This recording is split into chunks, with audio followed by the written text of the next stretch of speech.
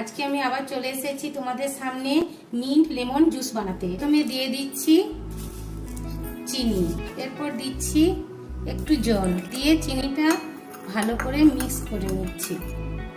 বেশ কিছুটা পুদিনা পাতা আমি থেতো করে নিচ্ছি। এটা আমি হামান দিস্তায় কেটে নিচ্ছি। পুদিনা পাতার রসটা এমনভাবে বের করে নিলাম। এরপরে দিলাম লেবুর রস, গ্লাসটাতে একটু লেবু কুচে নিলাম।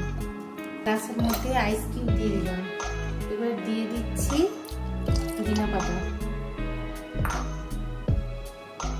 এবার আমি জলটা দিয়ে দিচ্ছি।